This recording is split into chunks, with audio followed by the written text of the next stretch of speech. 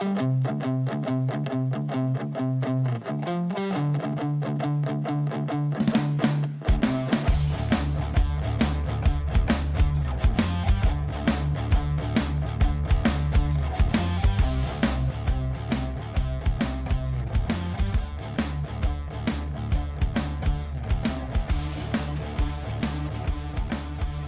the show made for kids? It's not. Sorry. Back end stuff on YouTube. I forgot to do, everybody.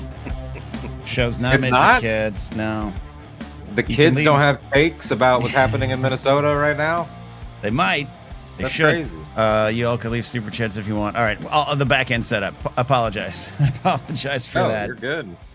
You're good. People filing in here in the comments. Detective McCarsell. Have we ever asked Detective McCarsell for some identification? Like what his papers, please? Yeah. Well, not like that. But I want to know, like, what police department is he with? What's going on with that? I know it's mine because I named him Detective McCarsell. So. You're the chief. I'm the chief. It was an old Twitch story. I kept forgetting his first name, Michael. That makes sense. And I was like, that makes sense. Yeah, I don't know. I'll call you Detective McCarsell because his name sounds like a Simpsons. McGarnagle, bring your badge. Yeah, it does. It does. Look, you got the chat riled up, thinking that I asked McCarsell for his papers. No, no, we're not gonna file in. This is not Barry Weiss's Anytime with Ken and Alden. This really? is a real. You don't want a Friday whiskey hour on CBS News? No, I do not want to have 25% drop-offs in every single thing that I do. With the greatest, most successful failure in media right now. It's like really impressive how she has never had a success, and that's not uncommon, with like even like C-suite jobs and stuff, but it's amazing the level of failure that is running things now. I mean, look at Caroline Leavitt with that blow up at a reporter, accurately saying that what happened was rash and unjustifiable, and she's blowing up, screaming at him, saying he's a fake journalist. She's a fake press sec. She's just a failed candidate who couldn't be in Congress. She's just a failed blonde woman. That's it. Failed fake Christian. Like she's yes, amongst many other things. Yeah. Welcome to Anytime with Ken and Alden. We do the show here on Fridays. I say mornings, you say afternoon. Time zones. We have a free-form show, as we often like to do, with a major kind of focus, and that, of course, is what is still going on in Minnesota, which at this point is I think accurately described as a siege on a city. They're also planning to slide on over to Maine. So we'll see how that plays out as it continues to go. But so a lot on our mind, and we might get into some pop culture stuff. You have some stuff to say about Stranger Things, which is going to be fascinating because I have not watched this season, have no plans to watch the season, but I was a fan of the show. Yes. But a lot of things on your mind. And you and I are going to take over Lucasfilm. You and I have been given the co-chair job, right? Did I read that? Did I read that right on deadline? No? Okay. Maybe I didn't. No, it says Dave Filoni. It doesn't say guy who gets mistaken for Dave Filoni. I see. I had to shave my beard because I thought I drove by the Buena Vista lot yesterday for Disney, and I thought they might say welcome aboard, Mr. Filoni, and pull me in and let me park in the great spot. They were trying to wave you in. Should I try? They're trying to wave you in Dave's spot. Yeah, you should. You should walk in. You should start greenlighting projects. Canceling other projects, because that's what they think that an executive does, is just walking around going like this, stamping and unstamping. It's an interesting time. It's one of those things where it's like it feels almost weird to talk about. There's no other way to describe it as like we said, like a siege on an American city by the federal government, an Orwellian operation of we're just going to do this and then insist that it's not happening despite all the evidence to the contrary, to have all that happening, but then also be concerned with, entertainment and art and things like that and interests. And it feels weird. And I just want to acknowledge that it feels weird, but at the same time, you can't completely check out of your life, like people, like sports were played during the war, like it's like things go on. There was always been that intertwining of what's been happening. Elvis served You know, it's like you can't. It's like they've always been somewhat connected. I don't know why that So- made me laugh. I don't know. Because it's like, you know, we're gonna talk about Stranger Things and like not the show Yeah. itself. Although I will put up a spoiler warning and I'll say it again before we get into it, just in case. But Yeah. it's like that might seem like it has nothing to do with right now, but there are also cultural things. Even in where we're at with like something like a Lucasfilm regime change, there's a lot you can get into with story. There's a lot you can get into with art, but there's also the business reality of where we're at. You know, purse strings and everything that's going on, and companies not wanting to take risks because of the climate where we're in. Like the people that are business, the people that are setting the tone for what you might be getting in your arts consumption, let's say a Rush Hour 4, are the same people that are enabling the murder of Renee Good, and that those are things that are a canyon apart, but they are the same forces. And that's just like the levels of cultural rot that we're at. Not Rush Hour 4 specifically, but just like the ability to do that. No shade at Chris Tucker. Some shade at Jackie Chan. Some shade at Jackie Chan politically and socially. I think shame on both of them, but Tucker's record. I agree with that. I think I think it's correct to point, and we have in the past point to other points of history that are just as overwhelming, just as dangerous. This one is right now for our lifetimes pretty unique. It has been for a while, to be clear, but I think just this week, I think the flirting with the Insurrection Act, which I think just might become full consummation. I was talking to someone yesterday. You got all the things, and you got I think what's going on in Minnesota, maybe number one on the depth chart of concerns and anger-inducing visuals and everything. Venezuela is still weird, but not abnormal for some things in our past, right? For a lot of things in our past. I look at the situation in Greenland as the most bizarre, troubling, crazy thing, and we're not even talking about the Epstein files. Yes, part of their plan, right? Which is the point. Yeah, but I think your exact words right there. Yeah. And we're not talking about the but that is the thesis. But I agree with you about the bizarre nature of Greenland, though. Like I must admit that I haven't been following it as closely as Venezuela or Minnesota, because I am but one person. But when I do. Yeah, we all have like the one that we're like hyper focused on or whatever. And then Star Wars came along and threw off my entire day yesterday, in a good way. But I just started thinking about Star Wars a lot. But the Greenland thing, I know there was a Vance meeting. I didn't follow the results, so you can enlighten me on anything that might have come out of that. But it is just so strange. Like it's the most arbitrary one. Like Canada's pretty arbitrary and stupid too. The threats of making it a state. But the Greenland one is just like. It's like somebody he must have stumbled on a Greenland like nature documentary one day, and then just like decided that was going to be his thing. Like I don't understand. I really don't understand it. It's just it's cruelty for the sake of it. Yeah, and as people know, I hold my fake e-cigarette, which is a stage cigarette that I just have. It's like a fidget spinner for me now. So I know it looks weird when people swing in and why is that dude holding fake? But this is literally how the meeting after Vance went where the Danes were out there like. Yep. Stress. Nothing happened. But can I pause and make a dream come true? Yeah. So Eli's never seen. Eli says, "I want to see Ken wearing a cowboy hat." That's pretty well known. That's pretty. There it is. Pretty well known, Eli. I got that on demand. If you want it, this is Tex. It's Tex Tunney, man. Vintage Tex. Do you have 8x10s of that? Because you should. Not anymore. I think at one point I may have had that. Scary. Anyways, as far as agree, well, it's this use of we must defend us in the Western Hemisphere, and that is the place of operations. We have a military base. Greenland's always been like, whatever you want to do here, do it. And it's this weird. It's like another case of they watched season 2 of Andor and got the wrong idea of like, there's minerals on Gorman that they want. That sounds fun. Like Greenland's got a lot of things we want, and it's just like. It's tragically comical in how dangerous it is. And, NATO's got, I think I just passed through this morning, NATO's got troops on the ground there. Yep. Can someone Yep. confirm or deny that? I don't know. Something of just like, all right, we're gonna put some folks out there.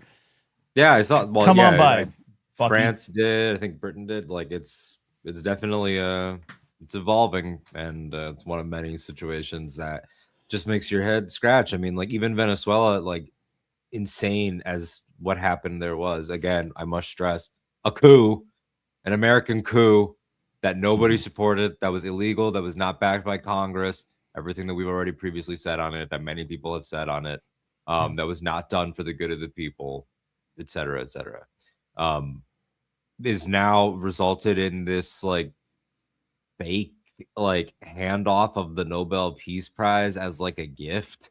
That is just like what is like I grew up like I feel so lied to thinking that anybody in like these positions of world power were qualified. Like that when we grew up, that's what we thought. I think we were the last age bracket that thought that they were qualified. In 20 years, like there's gonna be no respect for offices anymore at all because of this era. Like, what is even happening? These people are silly. These people are stupid, silly. I really, it's not my instinct might be to say, well, no. I think I gotta say, I think you're right. I gotta say, I think you're right. That it's just the last. Let's be course correct so hard in the next 10 years that maybe we reestablish norms, but like, because first of all, what norms need to be reestablished is a much larger conversation. But like, how can you just like even if you get a correct how do I word this? I guess like a correcting of the record or a reestablishing of like the stuff that's been removed from the Smithsonian, or like if we try to realign history and like fill in the gaps, get rid of the J6 lies and all that have been published, even if we can undo it all, we would still then in good conscience have to acknowledge this part as true. Like even if a Mamdani level president comes around, he's gonna have to, in good faith, acknowledge the part of American history where we had a pedophile playing hot potato with the Nobel Peace Prize and like invading Greenland before he takes a nap. Like this is all happening, and we have to accept that it is as American as the stuff that we're proud of, and that is very strange and weird, and it's going to have ripple effects forever. Yeah, it's the can we ever go back? And I always say there's no a return to normal. There's just the new normal, meaning like you take the lessons before. But yeah, I have this image of like every historian when they do like, yeah, well, Franklin Pierce probably the worst president. James K. Polk did this, and then you get to 2016, and the historian's just going to go, okay. Then that's the next 10, 15 years of discussion, including 2024. I think even I will admit to it's what I think we talked about a little bit last week amongst a very serious conversation, but like I fell for fireworks on Endor in 2021 after January 6th, even of like, all right, that's done. And you got that sense of, you want to just gotta get back to whatever it is. And then suddenly it's like, the First Order is massing out there in the unknown regions. And you're like, oh, nah, come on. And here we are. And that's a lesson I've taken from it, for me personally. Fireworks are never the end. Yeah.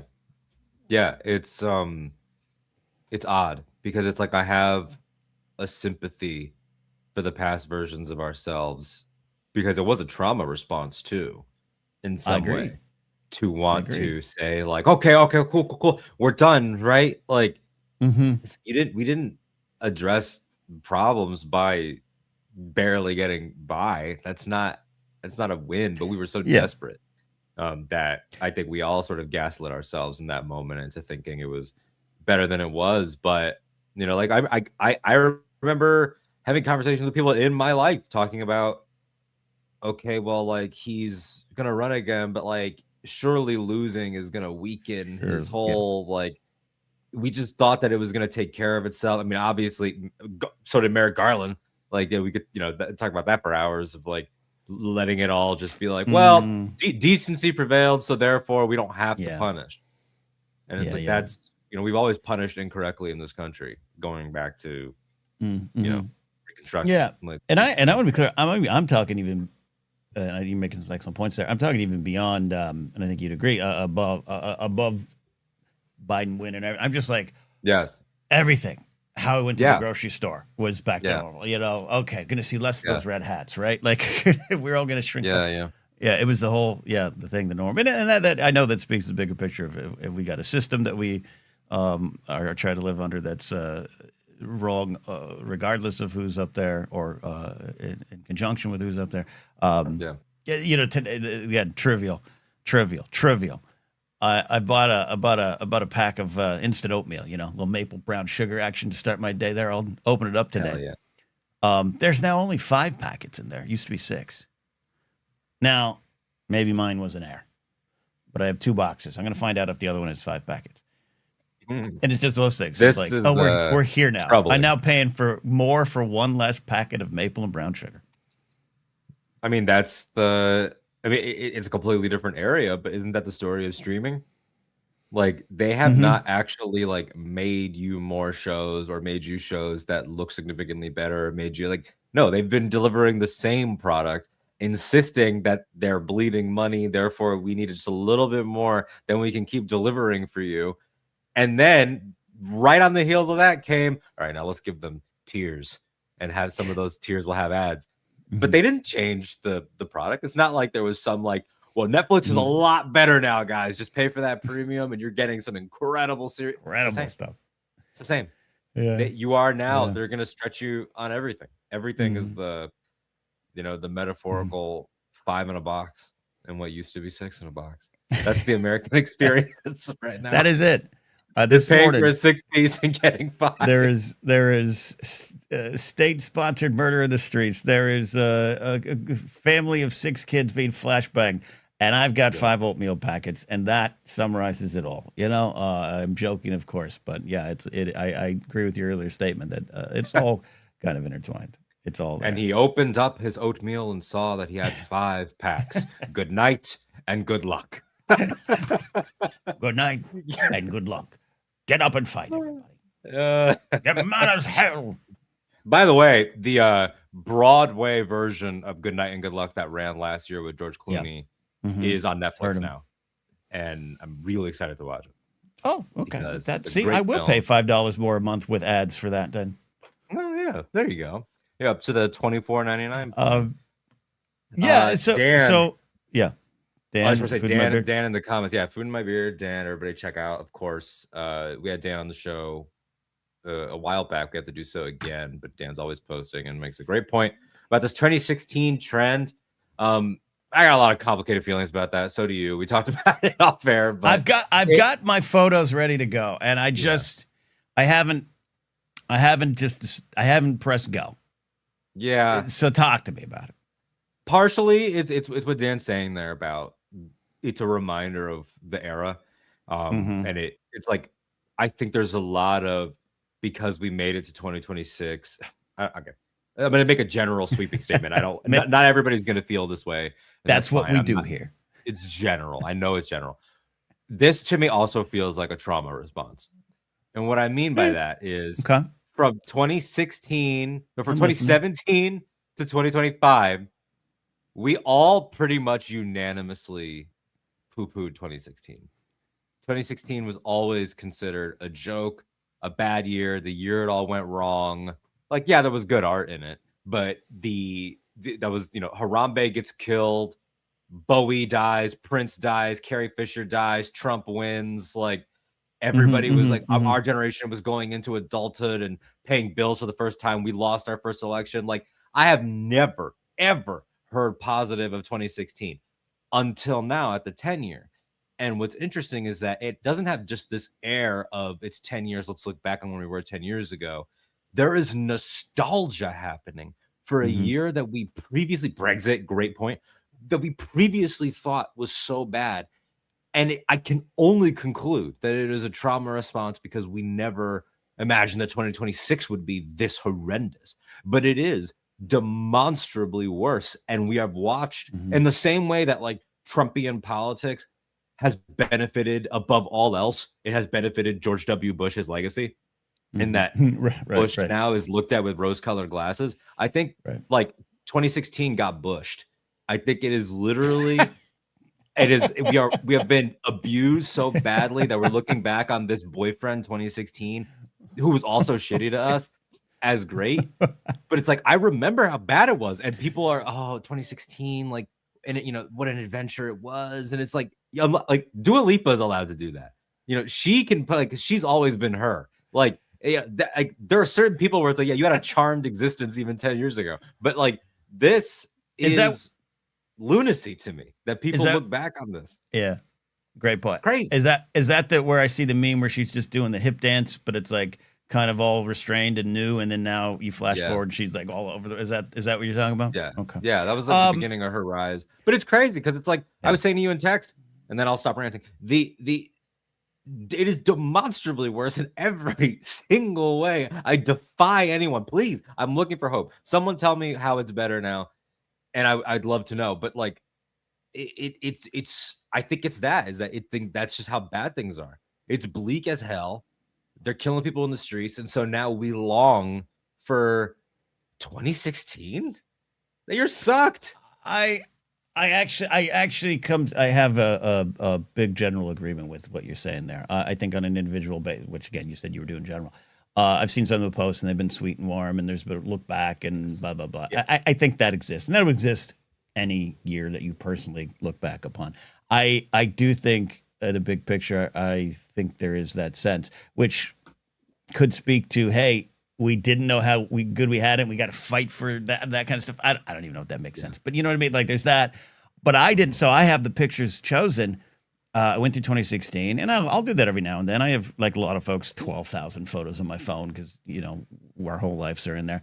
And I was looking back and I was like, oh, and I wanted to post that. And did that. And there was a lot of cool things that happened for me in that year. And it was a big, important year in my life. But it was also a year where I was lonely as fuck. I was in a job that I thought was going to save me, and I learned quickly it was not, and I lost a lot of who I was.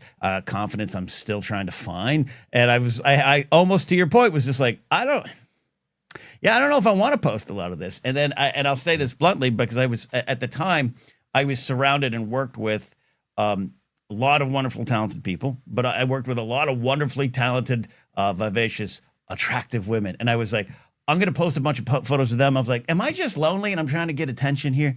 I don't want any part of this. And so I delayed posted it.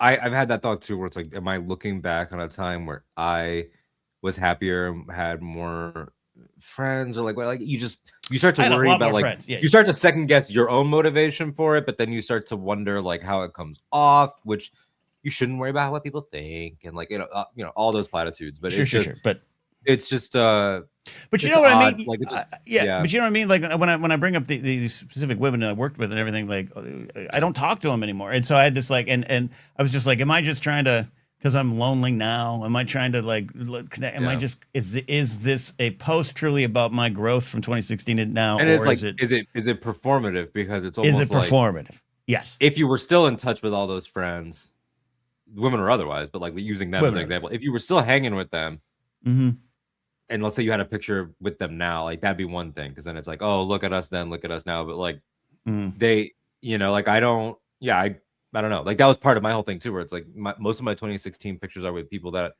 aren't in my life anymore. Most of them are not in the way I want to go back to that because it makes me sad. So, it's weird. But that's a different conversation. I definitely, because of the job I had in the industry I was in, like, every week I was not only with the 20 to 30 people that I was working with in an office of hundreds.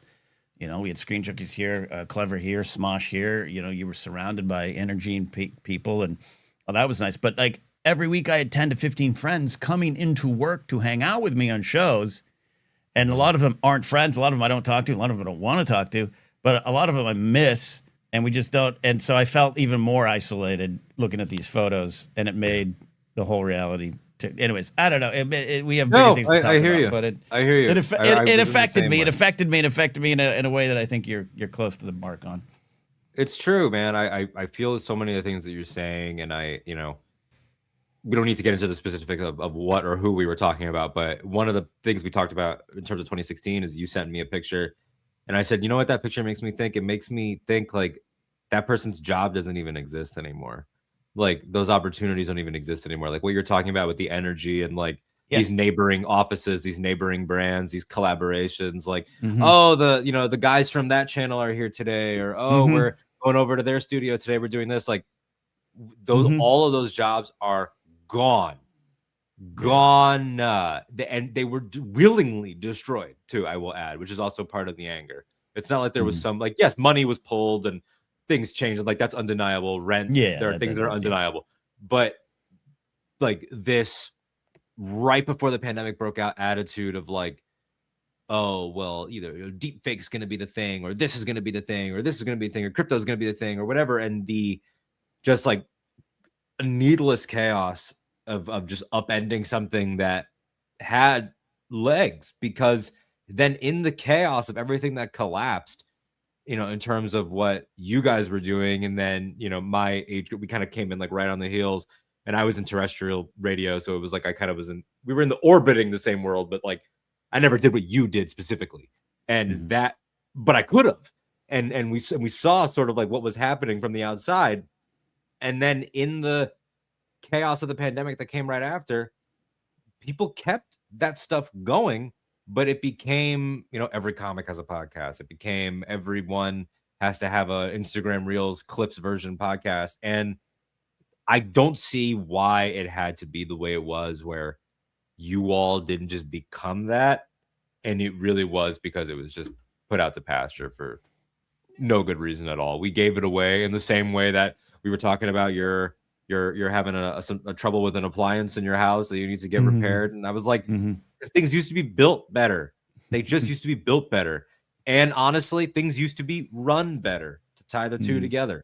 I think the principle applies of willingly enshittifying things, since enshittification is I think it's an actual word now.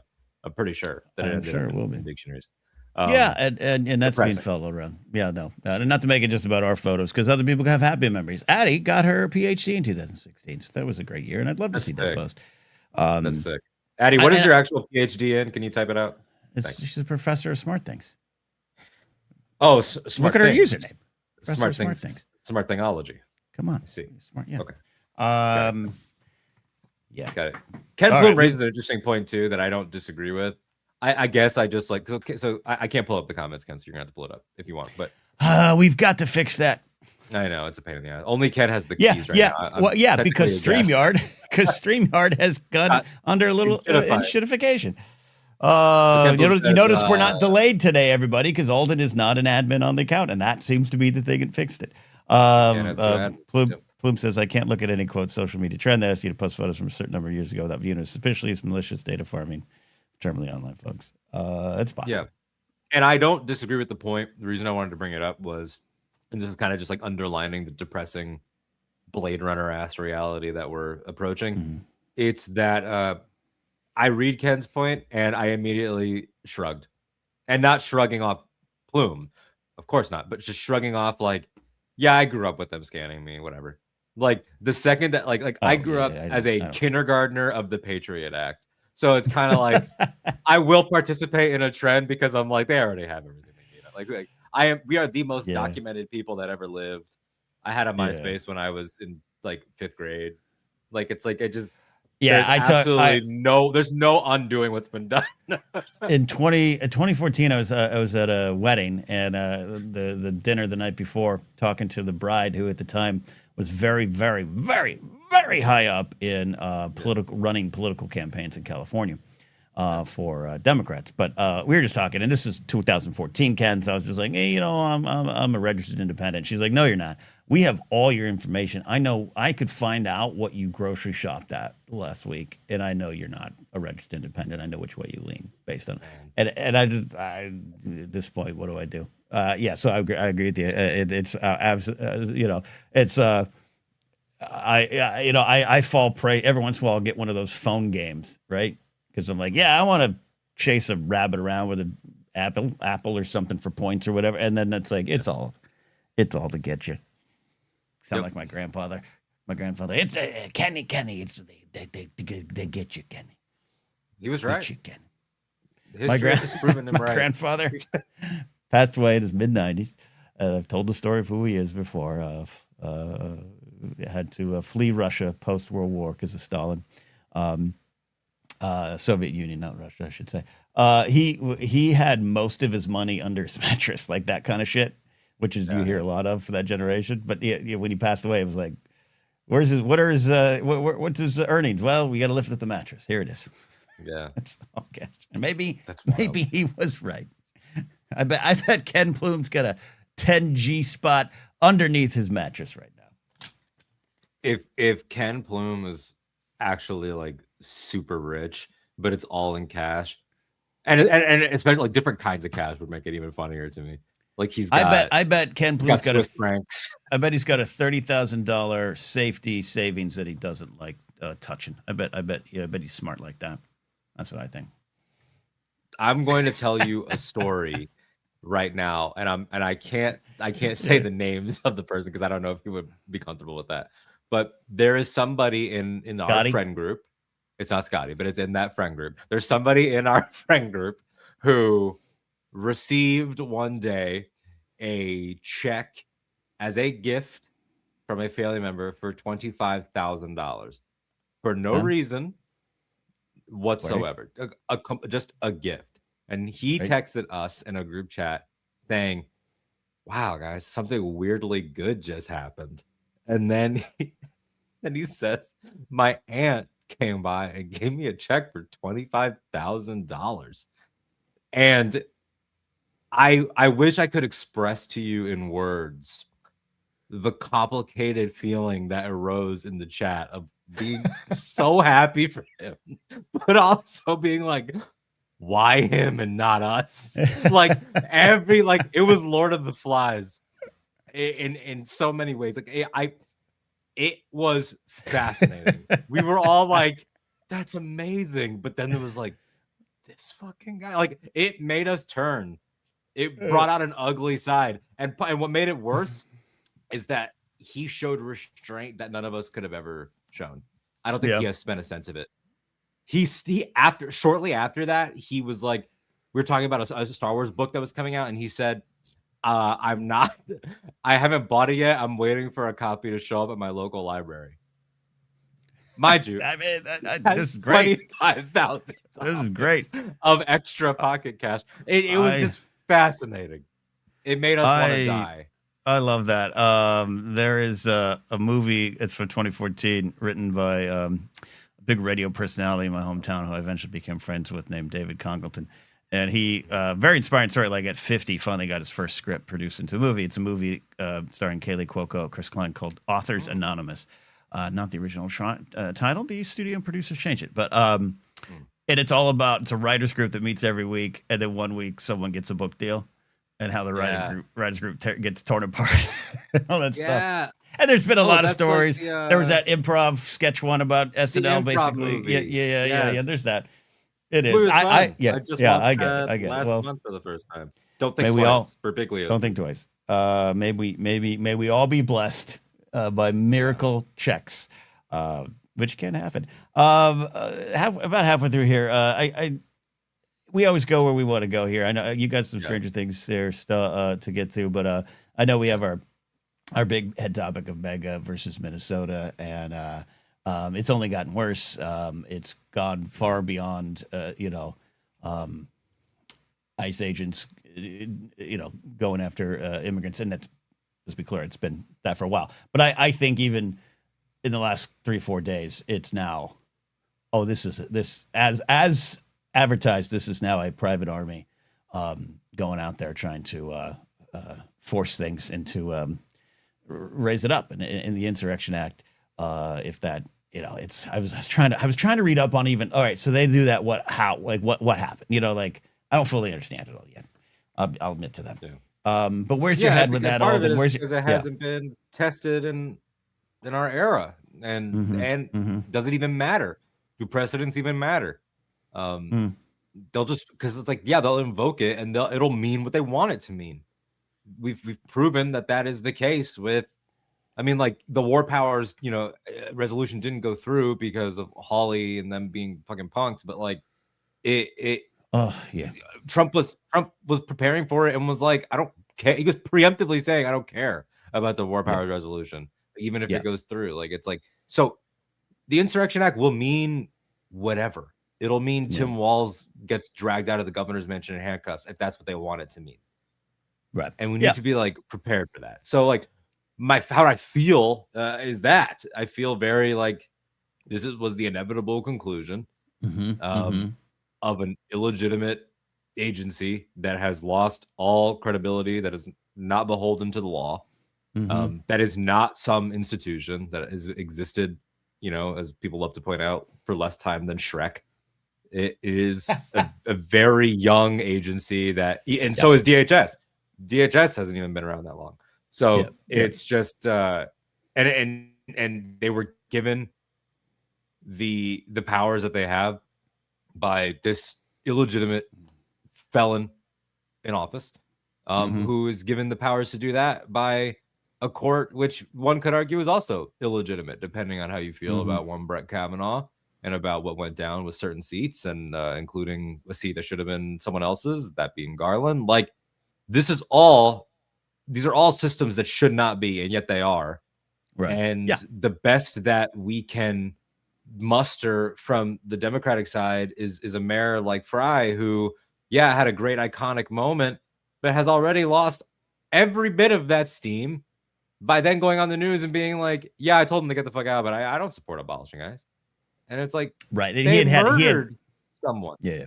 He had a history of big corporate support and all that stuff. Yeah. I know that. Which is part of the reality, and part of the danger in your motion swinging so wide, where that was an iconic moment. I totally stand by that. But it's the, and not saying anyone we know did this, but like that moment wasn't the answer. It's just a brick in the wall. But as the answer, it's just that feeling of like, we have to accept that the reality is different, and we have to accept that there isn't going to be anyone that's going to save people but people. I mean, there's also been like an inspiring side of it, like the grit that Minnesotans have shown and the fearlessness that has happened, because for them, they'll kill you is not a hypothetical anymore. It's a proven reality. They will kill you. And as we've proven at least 3 times, I can only speak for 3 that I've seen, that I've verified, that are real, of ICE agents now using her death to scare and intimidate, of like, look, didn't you see what happened? Don't you know what happened? Didn't you know? Like, they're using it to mock.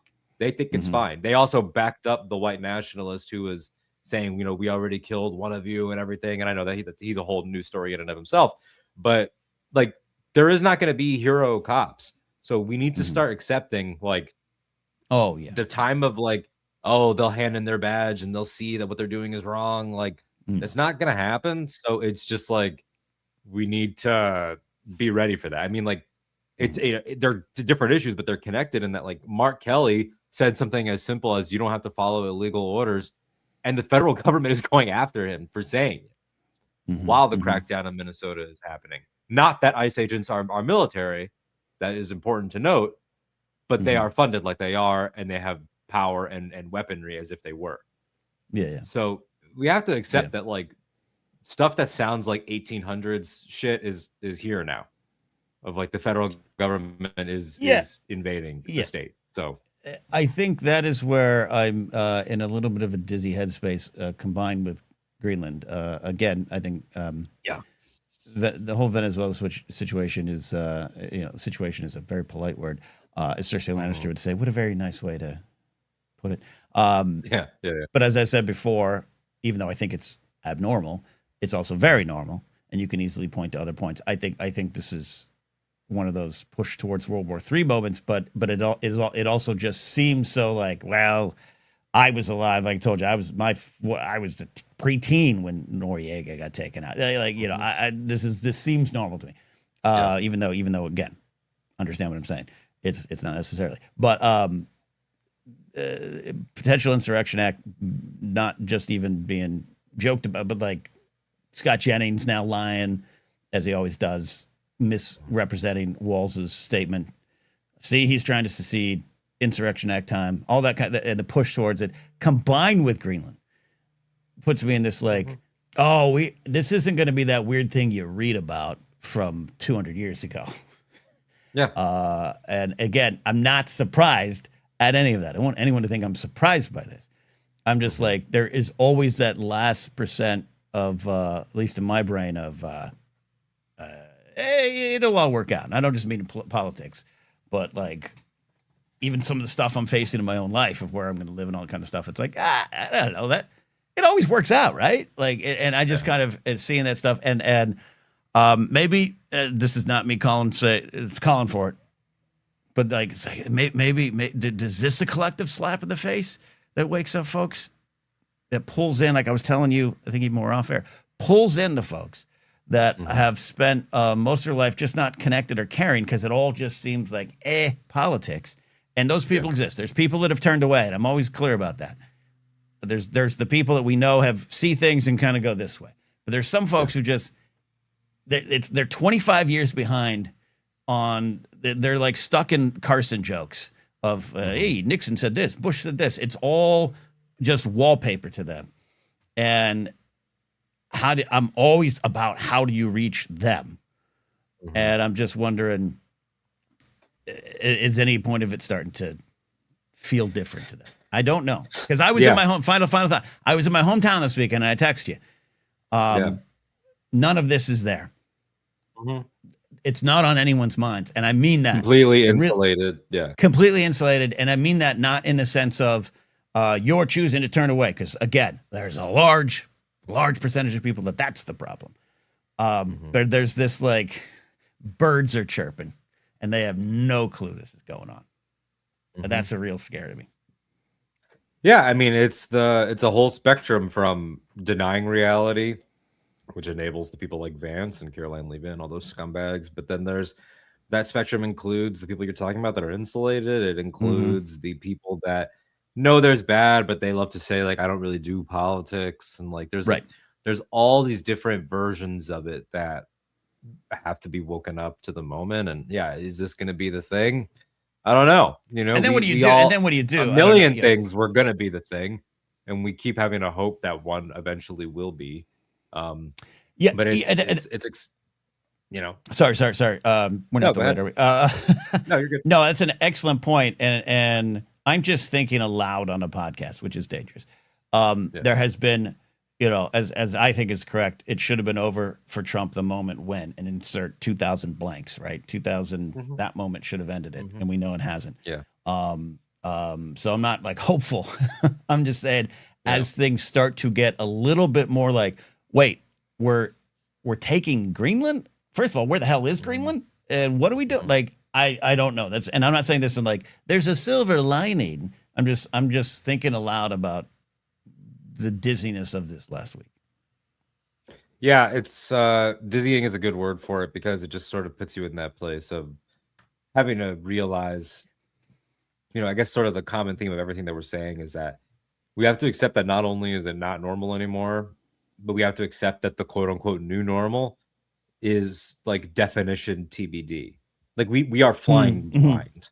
We are flying blind. And I think that's sort of the best way that I can sort of sum it up, where it's like, I watched a few videos by the I don't want to get his title wrong and say president or chair or whatever, but the head of the current iteration of the Black Panther Party, Paul Birdsong. And he, a lot of timeless talking points that they've had since their inception and everything, but just sort of speaking in the moment and in the video, like while speaking, he's also giving out like, free clothes and free food to people in need and things like that. And he's talking, and I'm kind of like, I was just having that moment where I was like, things that just felt like concepts, but were never fully, and I think it's just my lived experience, I should say. I know that there are people who, people of color that is a part of their everyday experience. But for me, it was like, wow, I'm watching the leader of the Black Panther Party in 2026 saying like, we need to arm ourselves. The Black Panther Party is talking about a woman who I watched her execution on video. And like, I just had this like everything, like the cycle repeats type feeling, but without any like context anymore, because we used to look back at the 60s and 70s and obviously in as much as we could in public education have a historical context for it. now we're watching people try to speak truth to power while the two realities thing is happening. Like while CBS News can publish like he has internal bleeding from what happened, and it's like that's it's just not true. Like like there is no angle, there's no version of it where he is struck in such a manner at all, really. But there's like there's no version, and they insist up and down that there is. And so now what used to feel, I don't want to call the Black Panther Party fringe as an insult, but what used to feel like this is a hard, militant left, it's over here, it's not mainstream anymore.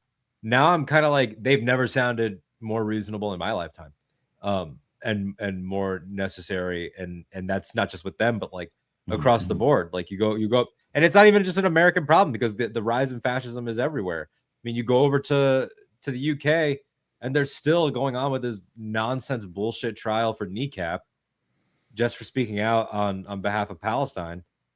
And the Kneecap rightfully posted like the amount of money that has gone into this witch hunt, for celebrities that are saying things that they don't like. Like we're closer to 2030 now than to 2020. And quiet like, you. Quiet you. Like, I'm sorry to say something so hurtful. I'm sorry. Quiet you. It's crazy. No, it really is crazy. Yeah, like, I know what you're saying. It leaves me at a loss, because it's like I have all the facts, but like this whole like, oh, we need to turn the rhetoric down. Like, I'm sorry to everybody that like really wants that.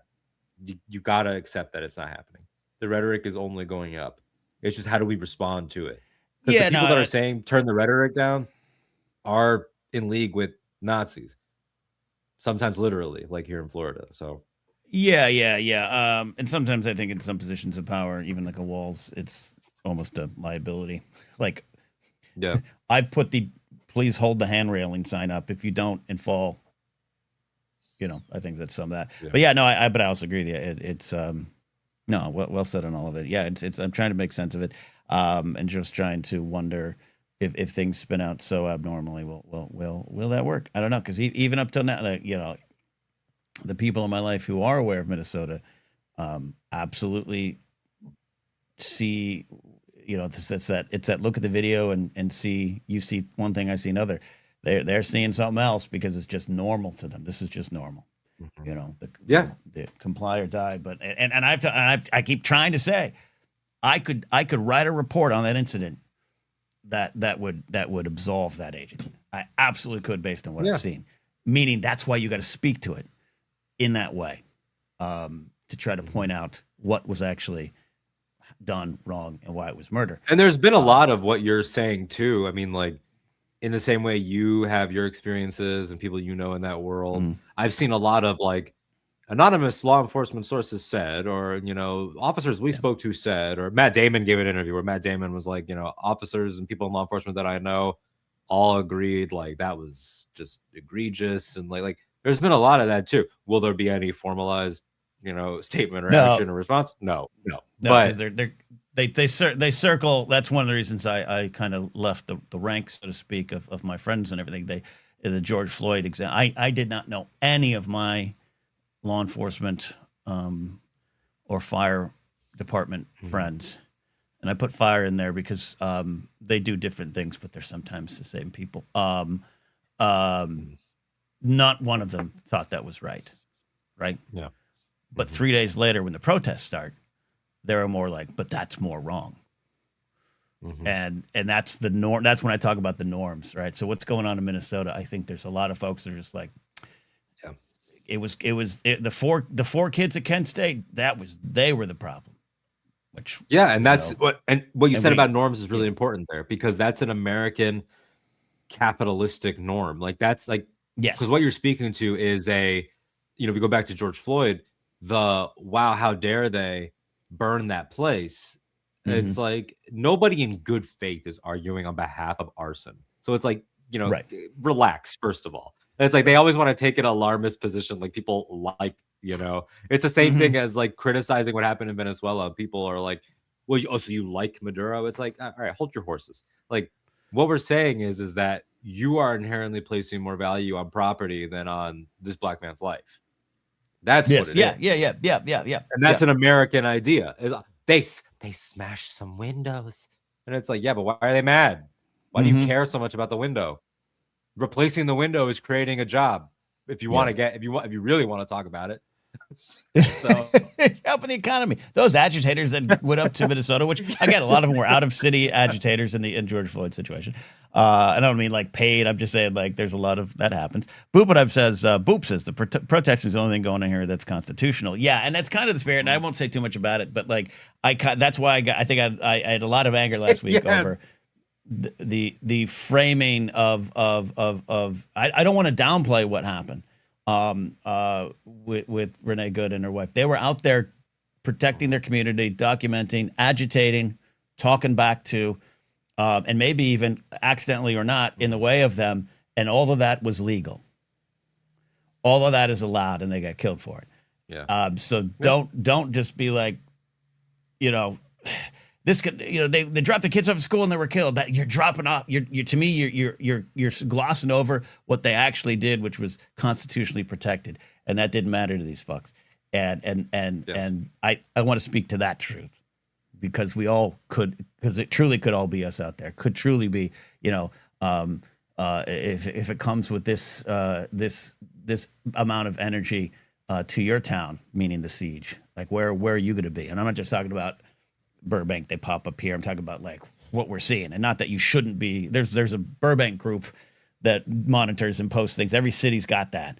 But the war that has found the streets of Minnesota, because I and I know we know people that are from there or live there now. I work for the guy now who is 5 blocks from it all. It's complete chaos on the ground. It's complete war. It's a complete siege. And we all should be out there when the time comes. And so that's what they were doing. And they got killed for it. And it's the only constitutional protected thing that was in play there. It's true. And I would just add to that, we bring up other incidents and other murders and things that happen, such as with George Floyd. And like the reason why this also stands apart is not just though because it, law enforcement killed someone, because unfortunately that's not irregular in this country. But it's the fact that it wasn't just she got killed and then they did the usual bullshit of we'll open an internal investigation and then 6 to 8 months later officer cleared and was paid the whole time. It wasn't the usual like song and dance. It was that the top offices in the nation and arguably on planet Earth came out and blatantly lied about it. Right. That's what it was. Yeah. And blatantly lied about it. 100%. Forget Jonathan Ross, being a murderer and getting off. He's not the first cop to do it. Won't be the last. Not that ICE are cops, but they're all cops. They are. I can't. Can I be honest? I kind of wish people would stop doing that thing. They're not actually police. Yeah, I don't. They are. They're not traffic stop. They're doing civil enforcement. I got it. Stop getting in the weeds on that. They are all the same. Yeah. It's like I don't want to. Exactly. I went down a thread on Threads. I went down a thread on Threads about people going, why are they even wearing police on their like? You're so getting lost in something that is not. Don't worry about that. That's a good thing, because now they're all labeled as that because they are.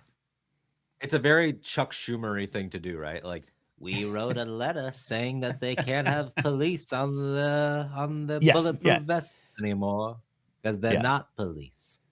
Yeah, like he would be proud of that.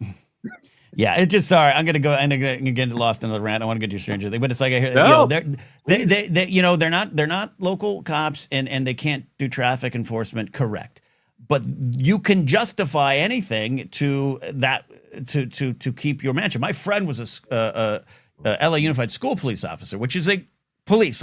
People always kind of talk shit at them like they are police. They're sworn peace officers. Like a resource officer. Yeah, but people that's a police agency. It's not people talk down on it like they're just chumped up security guards. They're a police agency.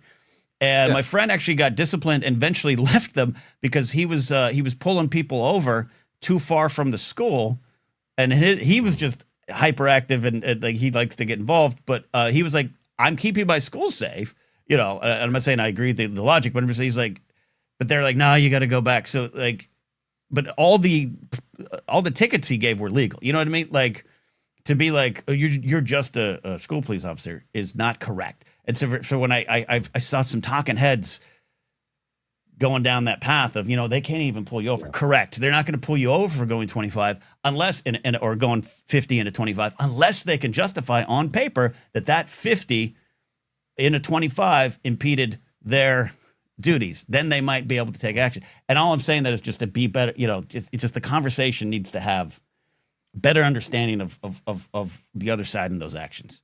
And then you can fight it better. Yeah. And it's also just like, and even separately, man, like, we gotta cut the bullshit with the semantics in the battles for progressive ideals and progressive principles. Like, we gotta cut the shit with that. It's really, really, really, it has hampered. So thank you, Coulier. Exactly like that. Like, we have been very nice man, by the way. At least to me. I don't know. Maybe he's, not to Alanis Morissette, but but we got great art because of him. I don't want to speak for her, but I'd say it was a decent price to pay to get such an album. But yeah, like, it's just like, it's just insane to me that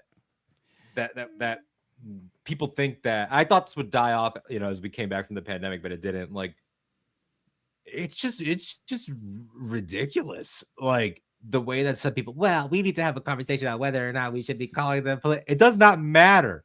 Doesn't matter. Doesn't matter. It doesn't matter. I literally feel like, sometimes I feel like, Luthen Rail in season 1 of Andor, when he's like, there will be no rules going forward. Like, that's how I feel. Like, you guys need to understand that. Like, it doesn't fucking matter if they can do traffic stops. They can also not murder, and they do. So it's like, but what they can't do is run on ice, and that has been delightful. I don't want it to be all doom. The way that this city has parodied them, made fun of them, screamed at them, bullied them, run them out of stores, restaurants, shopping plazas, the way they're fighting back. They're now, as it's getting colder in the coming week, it's going to go into the negatives. People are pouring water all over the streets. That way it freezes. Like, yeah, dude. Like, I shared this piece of art. Let me pull up the artist's name while I'm describing it. But it's the map of, it's like the shape of Minnesota, like the state itself. And it says the free state of Minnesota, home of the revolution, and it's purple and it's in Prince font. It's so sick. It's by Romeo Azar. And it is it's been really cool to see that they're not just going to take it lying down. That's all they can do. I mean, and other cities getting ready to do the same. I mean, Philadelphia, I believe their police chief that came out and was like, ICE are not real officers, and we're going to prosecute you. Mamdani saying the NYPD has already been instructed. You know, like, all lawbreakers are the same. And I would. It's never gonna, like, my thought from being intertwined with law enforcement types for 20 years, basically. And I'm still friends with them, is the frustrating thing for me is I know some in there that would be the ones to go, fuck it, I'm getting them, but they won't. Yeah, they won't. Yeah. And a lot of it is because they see some of this as normal, right? That's why I bring up how I would write the report, or how they just kind of see it as another day at the office. If we can. And again, I do not have any hope that any one of them, either the mayor, the police chief of Philly, you ain't want this smoke or whatever she said. Great stuff. I have no doubt that the Philly officers would not arrest. But maybe I could dream. Maybe I could dream. Maybe I could dream. The only thing that I've seen was the 2 people in Florida, 2 regular cops pulled over that ICE guy for a DUI. There is that. There's that, and then there's a clip, I think, in Chicago. I think I mentioned last week, of 3, I think, Chicago PD guys, maybe even plainclothes, telling ICE, get out of here, because we just don't want the confrontation that's about to happen with the people here. Like, get out of here, which is not saying you're wrong, get out of here. It's just saying they might cause problems because they don't like you, but I'll take it if I can get it. But Yeah, but in terms of the final thing, we'll talk a little about Stranger Things. What we've got here, got a big charity stream at 2:00 Force Center. We're doing a charity stream for two great organizations on the ground in Minnesota. And if you want any questions answered about the big Kathleen Kennedy, Dave Filoni, Lin Wen, Brennan news, please come help support two great organizations in the process. But Minnesota and the ice and the slipping, it's like even the city or the state itself is fighting back. It's just there's some kind of small silver lining of hope there. It's extremely Endor coded. It's using the logs to destroy the ATSTs. Okay. Yep. I have to rant about Stranger Things. Okay. And when I say I have to, I use the phrase "have to" very loosely because I don't. Can we set a slight context? Set the field. I was a fan of Stranger Things. I know I historically don't watch things, and I just don't consume a lot of media as much as I used to in 2016. I did like the series in 2016. I watched all seasons. I don't remember anything that happened in season 4. 2 and 3 are all similar to me. I kind of lost they took too long and they lost my interest. And then the David Harbour, I was a David Harbour fan. And I've got to be honest, Lily Allen convinced me that maybe I shouldn't be. Maybe. And so I'm just like, can I express a hot take about that first? Yes, please. People might not like me for saying this. Not like me, but they might be prickly about it. I don't know. Mm-hmm. I truly do not give a fuck if he cheated on her or any of that. And that's across the board for artists. First of all, we don't know these people. I'm not speaking like at you, but just like caveat, we don't know these people. Yeah. So I also like, because there's a lot of gotchaing with her, like, because I guess she's also historically a cheater, or like has like a crazy history, and like you can look into her stuff, and like, she's got like a bunch of shit. So it's like that aside, if he did that, whatever. I really like guys, like Harrison Ford was cheating on his wife with Carrie making New Hope. Like I don't understand like why people think like Sean Penn beat up Madonna and he's about to probably win an Oscar this year. Like that's true. I don't understand why people think they can still use adultery. Adultery to me, there are people, you all know someone who's committed it and you probably still love that person. Like I really don't think it's this moral fucking. Please. Do you love me? Do you love me? Yes. Okay. More every day. Okay. Anyway, 2014 was a weird. 2014 was a weird year for me. We are, by the way, we are delayed again. I'll explain after the show finishes off air. Something happened. All right. So I'm just saying I don't know anything. So also, Alden is going to speak for Alden of Anytime with Ken and Alden. I have been privy to some, maybe on social media, and the discourse around this season seems predictable because I have a theory that no one psychologically can accept endings, and that the journey is better than the destination always. But also, there's one thing that upset me that I texted you about yesterday, and you were like, "I'm going to rant tomorrow," and that was here is Millie Bobby Bon Jovi. No disrespect, I can't remember what name she decided. That's legally correct. I think it's Millie Bobby Brown Bon Jovi, which is just hard to say. Yeah, well, she got rid of the Millie. I'm not being disrespectful. I just lost track of it because I don't follow that. Being upset with the ending of her character, and I'm so tired of that stuff. Tired of that stuff. Historically, throughout movies, there's been a lot of actors who have disliked everything about what's happened to their characters, and I'm not just talking about Mark Hamill. I'm talking about beyond that. Hell, I'm talking about Me on Collider Movie Talk. I hated it, but I was on there all the time. Alec Guinness, for one. Alec Guinness. So anyways, Alden, in the time we have remaining, go ahead. This is just me ranting. There will be times when Ken can relate in a general sense. There will be times where it's specifically Stranger Things. Because of that, spoiler warning. It's been a couple weeks, so this is a courtesy spoiler warning. Mm-hmm. Spoiler warning. I'm just saying that now. So Stranger Things has ended. Last season, I thought was really good overall, and I thought the last one was fantastic. I really, really do love that final episode.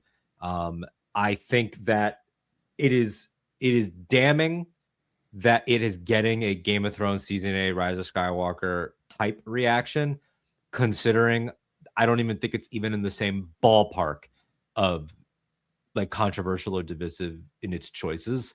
That to me is really bad. That in the years since, because those are both 2019, and in the years since, it's like, oh, so we are now delivering something that I think is way more crowd pleasing, and you guys are acting the same way. Like, that's not a really good thing for media literacy. I should also caveat, of course, this is my opinion that it was crowd pleasing, and it is my opinion that it was fantastic, and it is my opinion that it is all those things, and that is true. And I'm putting that out there now. But what I will say that I think is not a matter of opinion, and the reason why that it is very, very shocking to me, and this is where I'm spoiling the finale for you, and again, I'm going to spoil the finale. Every single character, Ken, that, you know, I know you're hazy on who they are and whatever, and that's fine with the names maybe, but like every character that you remember from those first 4 seasons got a happy ending. And then with the character of 11, played by Millie Bobby Brown, Bon Jovi, they do an ambiguous sort of somewhere between an Inception ending of like a what's going on and a Frodo ending, or even a Luke ending of, and now she goes on into the next thing. She very magically sci-fi literally disappears in like a big thing. But then an epilogue happens, and they're playing the final game of Dungeons and Dragons, and they are talking. And Mike, who's the main kid, Finn Wolfhard, who's hosting SNL this week for people that like SNL, he tells a story spinning out of a real, you know, demonstrably true observation. There is something that doesn't make sense, that if you catch it, you catch it. If you don't, you don't. But then he points it out, and the characters are like, oh, yeah. Then he uses that to tell a really positive, uplifting story that of what he believes happens to 11. And all of the characters sit around and agree and say that they believe that the good thing happened too. And it is really fucking obviously. And also, David Harbour has a beautiful speech earlier in the episode about, I want more for you than violence. I want more for you than death. You deserve to have good things. You deserve more than everything that's happened to you. You deserve a future where you can grow up.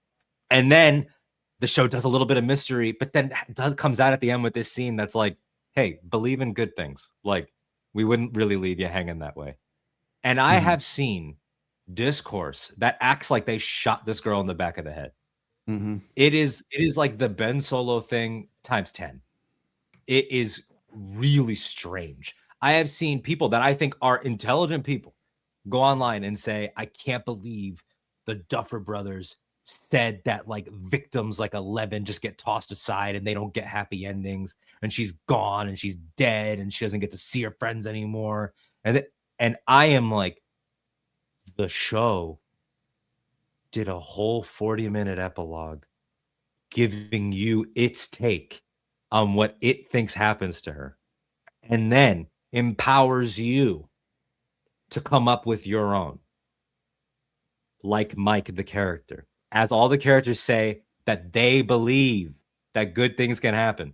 If what you took from that is that she's dead or alone or abused or tossed aside, that is on you. And in a show that is built on the conceit of stories, I have never seen something more pro the viewer ever in my entire genre fiction conceit. Like, whether good, bad, like you can dislike that choice, you can dislike the ending of Inception, you can dislike any ambiguous thing that's ever happened. I know that's just not for some people, and that's fine. But like, it is so aggressively positive. Aggressively, man. Like, David Harbour and Winona Ryder, they slow dance and they get engaged and they're going to get married while At Last is playing. Like, it is like such a John Hughes, hell yeah, Return of the Jedi, we did it ending. And then for her, they're like, hey, she's going to be all right. Like, don't worry. Every character thinks she's going to be okay. And then the breakaway was they tossed her aside and it's sad. And then that evolved into, let's put together these clues we're making up that there's a secret episode that's going to be released that will be the real ending, which is not the first time that it's happened. That happened with BBC Sherlock with Benedict Cumberbatch. But this is the biggest thing where like articles are being written about it, which is delusional in and of itself, because they put the finale in theaters. They paid for print songs for the finale. The finale has a special end credit sequence. A documentary was in the, like, it was delusional. But they spread it around, and then they got angry that it wasn't true. Now they're calling the Duffer Brothers the Suffer Brothers, which is, I should say, anybody that grew up during the George Lucas prequel era that now does that to any creator should be ashamed of themselves. Because it's like, we grew up with George raped my childhood, which is just a nasty thing to say, but was said very openly and very frequently. Whole documentary got made about the way that this entitlement sort of crystallized, you know, and now here it is again. And I always got to point out, the creators, the makers of that documentary, The People versus George Lucas, lied to a lot of the people they were interviewing about what was manipulated, very manipulative interviews to create a hit piece. And then we've seen it with Dan and Dave. We've seen it. We got our work cut out for us coming up on Casually Talk, y'all. Just a side plug, not with the show. We're very excited for Night of the Seven Kingdoms, but George R.R. Martin in the press this week. That's a whole other thing. Just nuking Condal, getting nasty. That's a different thing. But like, the way that fans have treated creators is really, I think, starting to peak with Stranger Things. Like, it is fucking delusional, man. It's fucking delusional. And if you don't like her ending, that's fine. But like, everybody's response when they don't like an ending previously in the hardcore spaces that really care, particularly with Star Wars, was what? We hate this, and that's why we write fic.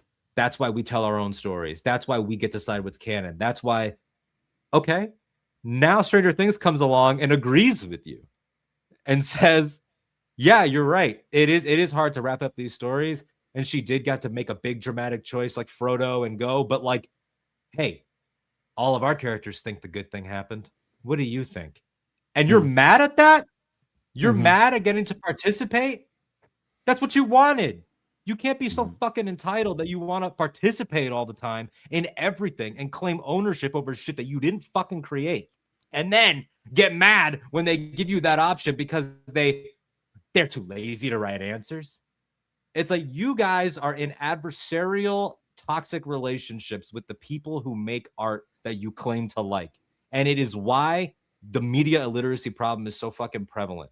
It is not on them to handhold you, and then you yell at them for not handholding you. But then if they handhold you, you yell at them for fan service, for being lazy, for explaining, for talking down.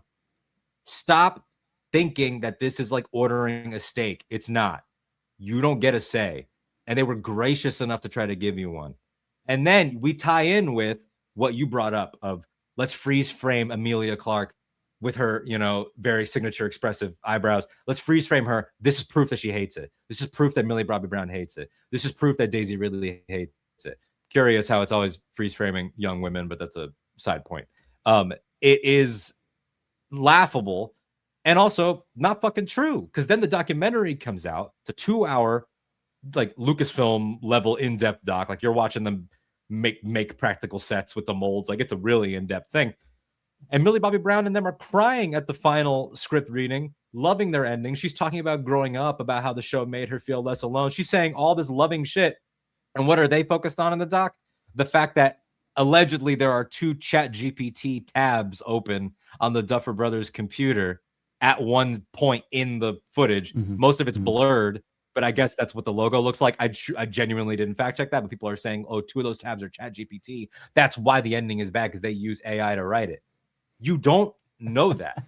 And then their counter is, well, then why do they have it? Why do they have it open while they're writing? That means that that they're using it.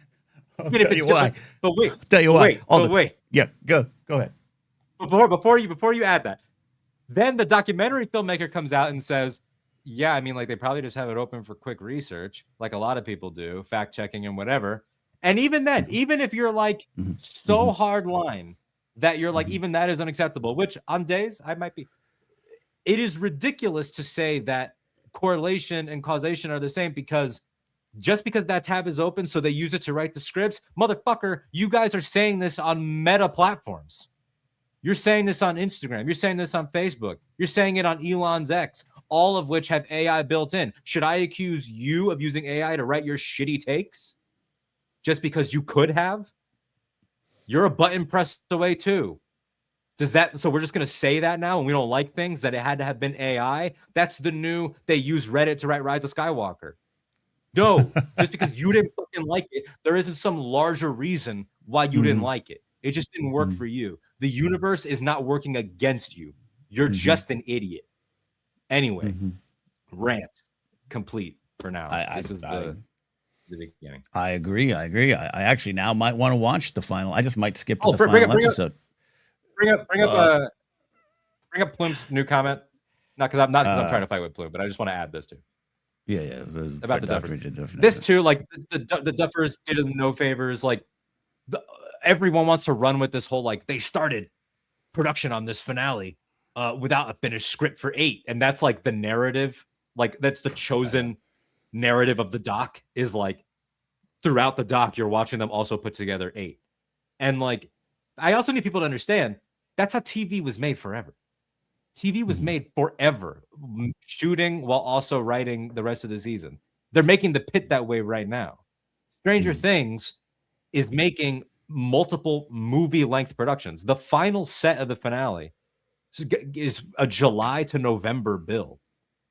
So it's like this whole, like they started without an ending. They openly say in the documentary, because I watched it with my eyes and my ears, they openly say, we know how it ends. We just haven't filled in the finer details. And that's why the schedule is the way that it is. And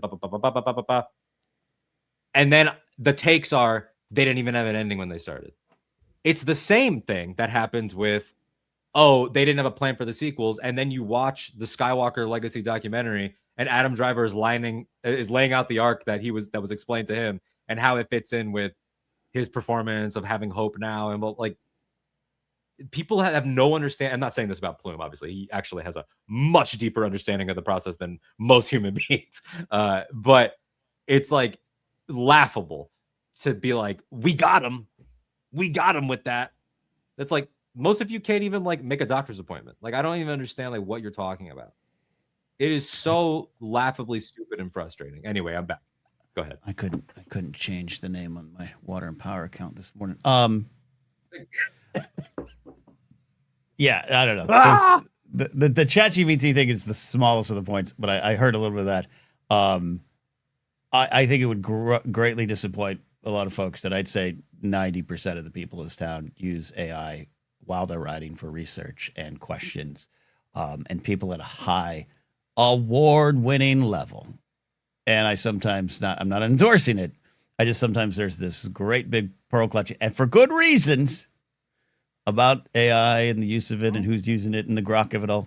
I'm there with you. And I have to say, I am really militant about AI. More militant than Ken is, more militant than a lot of people. I'm very militant about it. And even I watching that was like, look, do I like that they probably punched in what year did this song come out so we can needle drop it? No, I don't like that. But that's probably what it was. Yes. Like, yeah. I only bring that. I just have AI on our device. Yeah, and I was writing a script this week for a YouTube channel, and I used Google Gemini to do a search, and you know what I went, Alden? I went, whew, that was a lot easier. Yeah. So sorry. Like, I know I destroyed the world. I get it. I'm not morally perfect. I laugh. I saw that going around. It's one of those like, man, here on the inside, some of the parties I'm at with some of the Oscars on the shelves, they're not only using it, they're creating their own. They're creating their own apps to use while putting together shows and music and everything. Anyways, I like it. I have no stake in the actual opinion of the episode because I haven't seen it, or the final season because I haven't seen it. I don't think I will. It took because too ultimately long. That's not really the point either. Yeah, I'll just watch the epilogue. The epilogue sounds cool. It also sounds the point of what this being a Dungeons and Dragons series. But anyways, you're also making me think of, again, trying to separate opinion. There are some, I always say not everything is made perfectly. As much as I love Rise of Skywalker, I can nod and agree on a lot of things. As much as I love Last Jedi, there's some things I can nod and agree on. Whatever. Season 8 of Game of Thrones, I can nod and agree. I just been finished season 7 of Game of Thrones on a rewatch. Forecasting talk. It's not my favorite season, but I love some things in it. Totally there for that. And I think get that. But you are reminded me of one of my most anger-inducing, infuriating Rise of Skywalker critiques from a certain, when I say certain corner, I can't even name the certain corner. When they said, how dare they? Rey wanted nothing more than to get out of her life on Jakku, get away from sand, and they trapped her on Tatooine for the rest of her life at the end of the film. And there was actual conversation about that. To where even cantankerous Pablo had to be like, people think that? Like, what? And no matter what you think of the ending or what's your name and all that stuff, I like it. I love it. It's actually one of my favorite sequences in the film. It is, I think, the one that Kevin Smith watched and cried at. That's par for the course. Yes. But just as a Star Wars fan, I liked it. You don't have to like it. But to come away with that takeaway, that this is what they did to this character. They trapped her, and she stole the Falcon and Poe's droid and trapped her on Tatooine forever. Kidnapped BB-8. And that was actual legit takes. That's around the time, because it was also Game of Thrones time, around the time I think I turned it all off and I've become aggressive against those types in my own life off air. It's because therefore, I think I agree with you. And that's the thing, is that, like, and I see some comments here, you know, I get it, like, you know, Laserball, like, I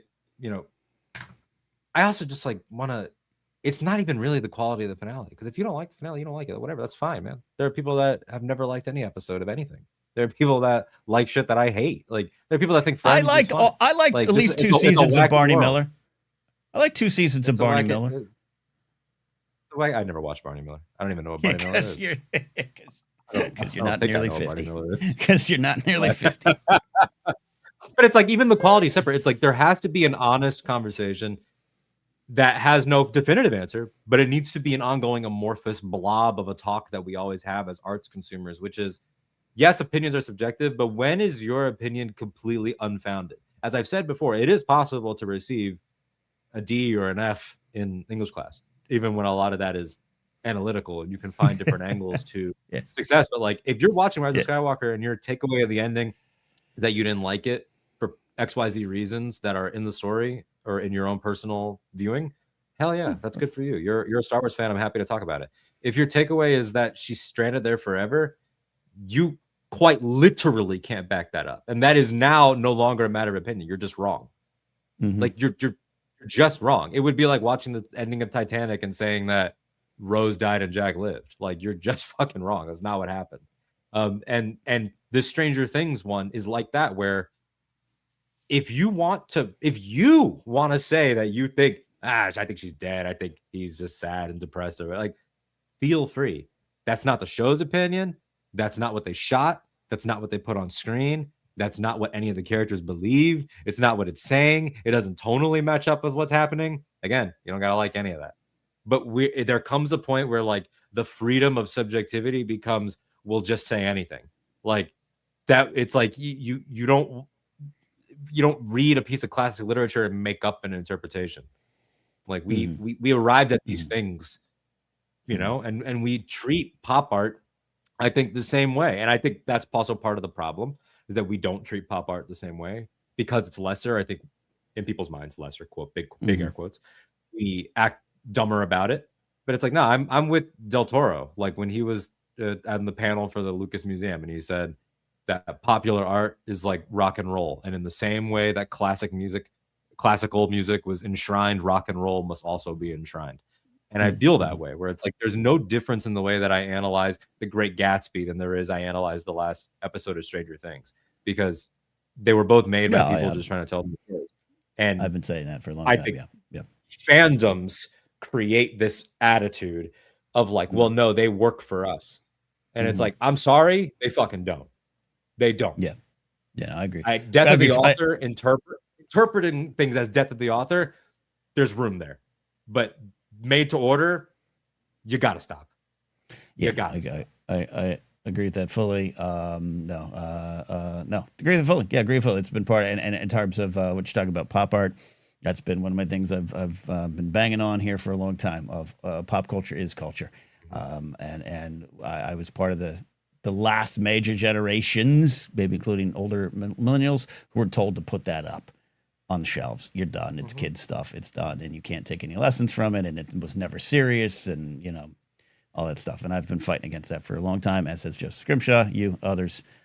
So no, well said. Yeah, all right. I'll maybe I'll just watch. Yeah. And for the record, for the record, I do think that you would really like the last season. I know it's a big ask because it's a long ass. It's hours, but it's so long. Even if you just watched like the last hour, I do think that everything, like, so it was the first time that the Prince estate has ever allowed anyone outside of the movie Purple Rain to use those songs.